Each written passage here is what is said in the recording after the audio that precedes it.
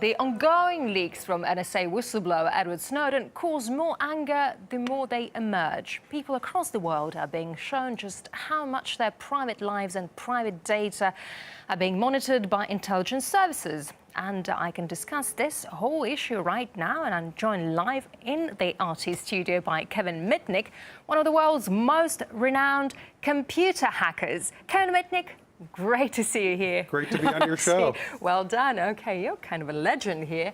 So welcome to Moscow, welcome to RT. Great to have you with us. So you actually broke into a national security agency. Tell us a little bit about this story. So why did you do it? When did you do it? How did you do it? Did you do it for fun? I mean, well, you know, yeah, Ed didn't give me the passwords, don't worry. No, I didn't actually break into the NSA. Actually, when I was a juvenile, I was interested in hacking into telephone company switches. So I thought, what would be the most interesting thing to wiretap as a kid? And I figured that would be the NSA. So I hacked into a telephone switch in Laurel, Maryland. And this was actually the phone company. And then I was able, through hacking that switch, to be able to intercept an ongoing call between somebody in the National Security Agency. But I only wanted to see if I could do it. So as soon as I heard conversation, it was some man and woman talking, yeah. I listened for like 5-10 seconds, and then I hung up and never did it again.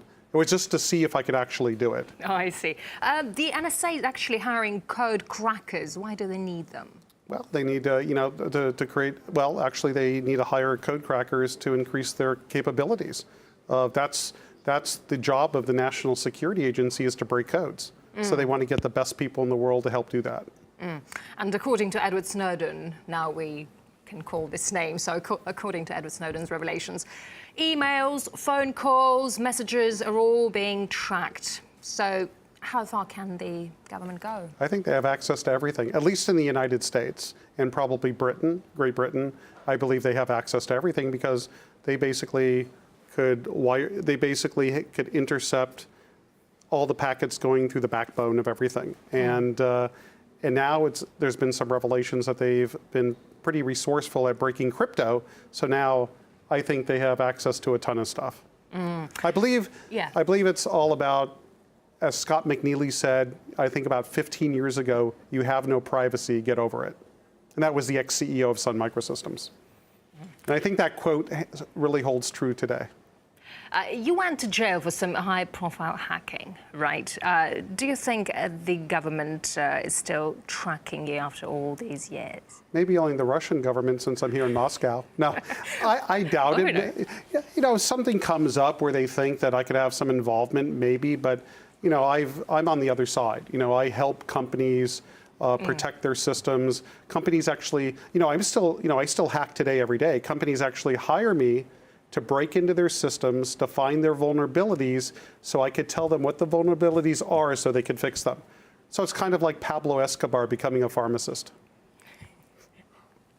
Let's now go back to the Snowden revelations. How do these leaks affect America's national security? Well, it probably it's very damaging, right? Because this was, it was kind of like how I felt, and a lot of colleagues in the information security world felt. We already felt this was already being done, but there was actually no confirmation. But now there's definite confirmation, and now that the cat is out of the bag, it surely damages national security, because now our adversaries, now potentially terrorists, know our methods of operation, or at least have it confirmed, so now they could change the way they communicate. And how damaging are they? And talking about Edward Snowden as a person, I mean, is he a traitor or a hero from your point of view? I think he's a whistleblower. You know, I don't look at him as a traitor. I'm actually glad that he revealed what the National Security Agency was doing, at least against Americans, by violating our constitutional rights to privacy. But I do think, you know, I have some mixed feelings that he did cross the line when he revealed NSA operations that we have against other countries, because as we all know, all countries spy on each other. So no matter who goes rogue, you know, when they start publicizing operations against other countries, like for example, if an FSB agent went rogue and the FSB was doing an operation in Afghanistan, and he published it, it would be bad for Russia. So, you know, so I think, you know, I have mixed feelings about it, but I wouldn't classify him as a traitor in my mind. I see. And actually, you've got hundreds of people are reading your Twitter, and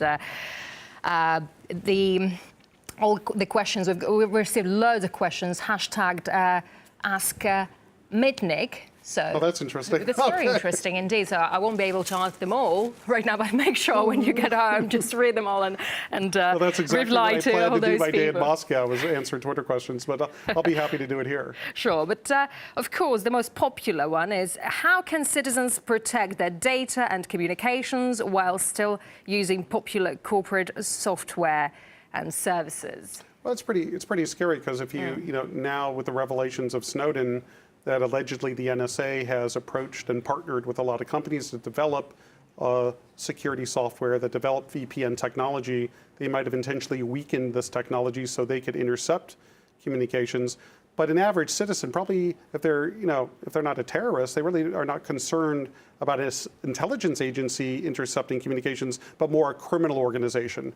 So the first thing I'd recommend to the average person on the street is use, whenever you're out in the public, or in a hotel, like I'm in a hotel in Moscow, or using public Wi-Fi, is use a VPN service. Because what that immediately does is it takes your data and it kind of puts it in an encrypted envelope, so people can't really intercept and spy on that. So as a consumer, I would think about using a VPN service, and they're pretty cheap. And VPN stands for Virtual Private Network. Yeah, and actually anything basically can be hacked. What do you think? Everything can be hacked if your adversary has enough time, money, and resources. And of course, intelligence agencies have unlimited budgets. Is there any way to stop hackers, like make strict laws or department that will follow such people?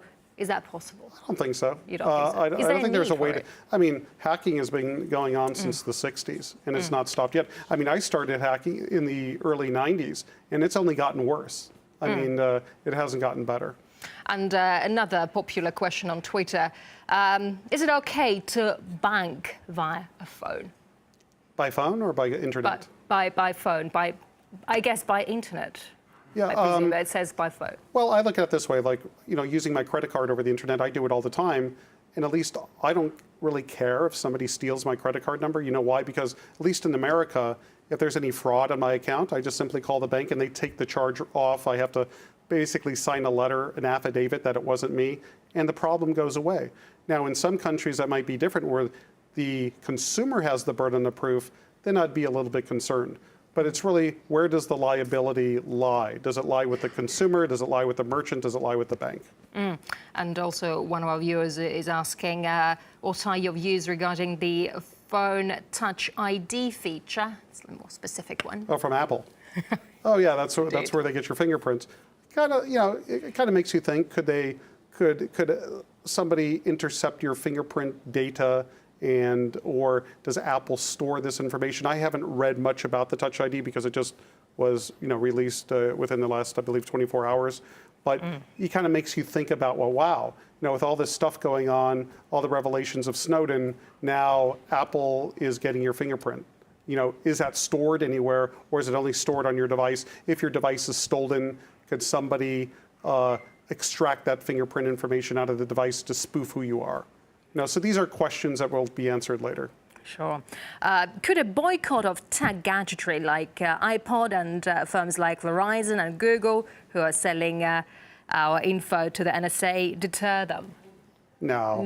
No, I don't think so. No. I mean, this is like the form of hacktivism where you have, a group of individuals, whether it's like Lulzsec or Anonymous, and they break into stuff and they try to get the media to cover the message they want to send. But at the end of the day, it really doesn't change behavior of a government agency or a company.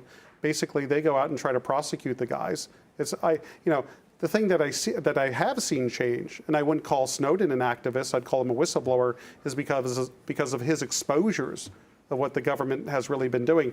Then now that's created change and debate and stuff like that. So that's the only time I've really seen it.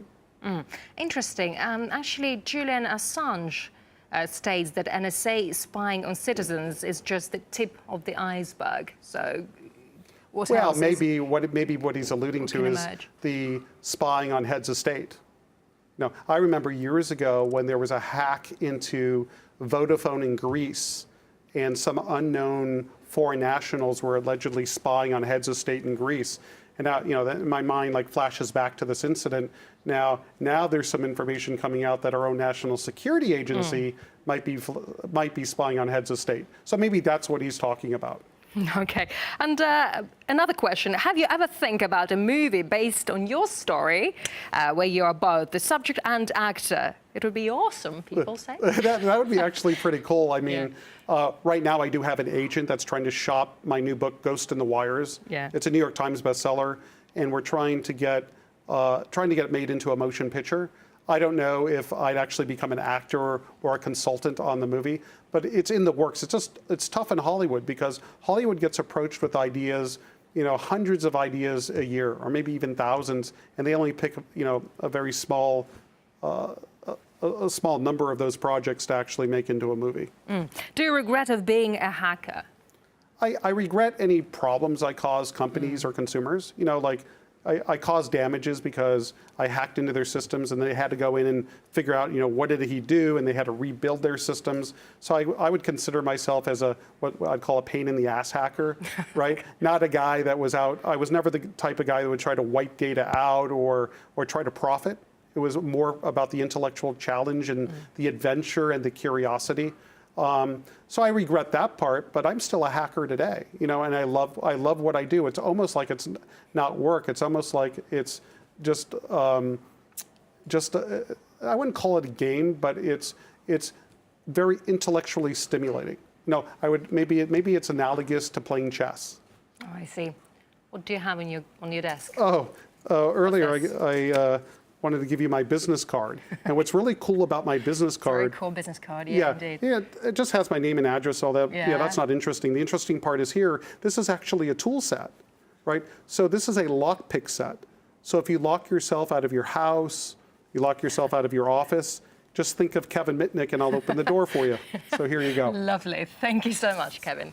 Wonderful. Thank you. Thanks for the present. Yeah, you're welcome. It was great to have you on the show. Thank you. Fantastic. Thank you for having me. Come over again. Thank you. Okay, pleasure. Cheers. Bye-bye. Bye.